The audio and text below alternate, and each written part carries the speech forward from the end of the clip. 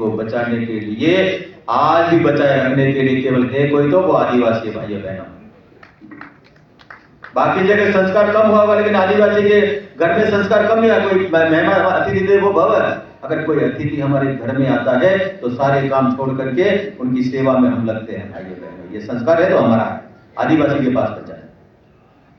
आज हम देवी देवी की पूजा करते हैं तो हम करते हैं भाई बहन आपस में राम राम करते हैं, विशुद्ध राम राम करते हैं, और कहीं कमी हो जाती है तो राम नाम सत्य से हम शमशान तक जाते हैं और वो कहते हैं हम राम को ही नहीं मानेंगे। मतलब इस प्रकार का वादन फैला करके करना क्या चाहते हैं, किस दिशा में लेकर जाना चाहते हैं भाइयों बहनों।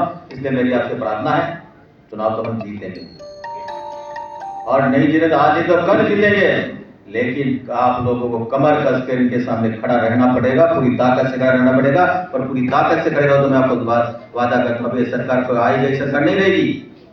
अभी जो इस राजस्थान सरकार का बज रहा है, अभी 23 तारीख को केंद्र का बजट आने वाला, आपको देखना लगेगा कि ये कुछ देश में कुछ काम हो रहा है, ये होगा भाइयों बहनों। इसलिए आप पूरी ताकत से लगिए, पूरी ताकत से काम करिए।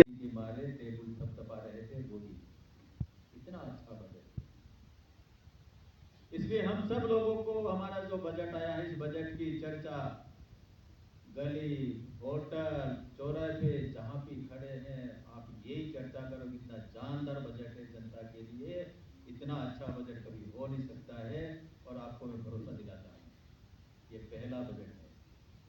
जब 5 साल में हम वापस आएंगे तो आपको दावे के साथ कह सकता हूँ हमारा आपका काम किया हुआ को बताया हुआ कोई भी काम बाकी नहीं रहेगा, ये भरोसा दिलाता हूँ। कार्यकर्ता का मान और सम्मान होगा भाइयों बहनों, लेकिन एक बात ध्यान रखना, परिक्रमाधारियों का सम्मान कम होगा।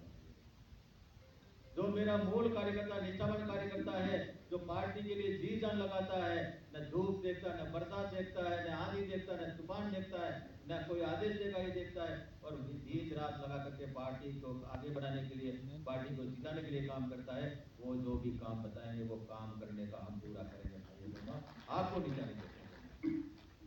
अभी बाकी बात की ज्यादा चर्चा उनकी मैं करता नहीं, क्योंकि एक झूठ अपन बार बार बोले ना तो 101 बार बड़ा सत्य होता है ना, इसलिए बात चर्चा करने की जरूरत नहीं है। लेकिन लोगों को इकट्ठा करके, युवा को इकट्ठा करके फतवे जारी करते हैं ना। अभी क्या फतवे, 2 फतवे जारी हुए। एक तो कहा कि हमारी आदिवासी जो माताएं बहनें हैं वो मांग में सिंदूर नहीं भरेगी। क्या ऐसा हो सकता है क्या? ये स्वीकार है क्या? क्या बातें बोलते हैं। माता बहनों को तो बहुत ज्यादा विरोध करना चाहिए। दूसरी बात उन्होंने कही कि माता बहनों को मंगलसूत्र हमारी संस्कृति में नहीं है। कौन से शास्त्र में लिखा, कौन से इतिहास में लिखा बता दो। मंगलसूत्र हमारा क्या है? सुहाग है, और उनको पहनना भी चाहिए। तो क्या पहने बताओ, क्या ये फतवे स्वीकार करोगे क्या? और दूसरी बात एक एमएलए ने बोली है वो और मैं, उन्होंने क्या कहा कि हम थाने में भी जाएंगे, थाने को भी नहीं मानेंगे, और गांव में पंचायती करें और उन पंचायती को कोई नहीं मानेगा, वो देख लेना। ये भी एक फतवा है कि अगर तुम नहीं मानोगे तो क्या करेंगे। हाँ, एक बार मुझे एक अच्छे कार्यकर्ता से मैं बातचीत करा था, उन्होंने कहा भाई साहब मेरे गांव में मैं गया, और सतयुग के बाद में त्रेता युग से ये सारे क्रम चल रहे हैं। त्रेता युग में भी रावण को अभिमान आ गया था और उसको भी ठीक किया था। द्वापर में कंस को आ गया था तो कृष्ण ने ठीक किया, और एक युग में उसको आ गया था क्या नाम, प्रहलाद हिरण्यकश्यप को तो अपने पुत्र ने उसका घमंड तोड़ा था।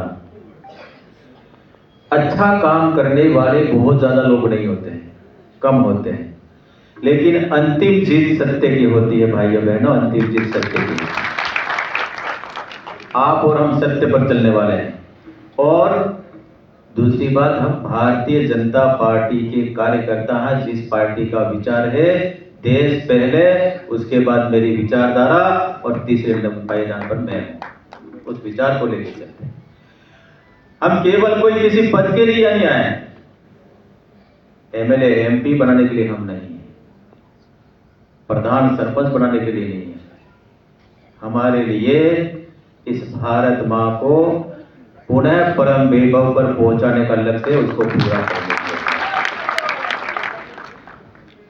हम एक श्लोक बोलते हैं, जीवन कुछ चढ़ा चरणों में ये मांगे माँ वरदान, तेरा वैभव अमर रहे माँ, हम दिन चार रहने रहे। उस लक्ष्य की प्राप्ति के लिए हमें तो कमर बांध करके चलते जाओ। स्वामी विवेकानंद ने कहा था, चरैवती चरैवती चलते जाओ, लक्ष्य प्राप्त है तब तक चलते रहो। अपने लक्ष्य की प्राप्ति के लिए अपने रास्ते पर सही दिशा में चलते रहोगे तो अंतिम विजय आपकी होगी।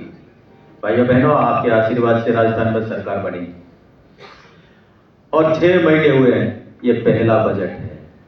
आपने बजट देखा होगा, आपको खुशी हुई है ना? हम सबको कल्पना नहीं थी, शानदार और जानदार बजट दे करके सभी कार्यकर्ता और जनता के किए हुए वादों को पूरे करने का काम किया।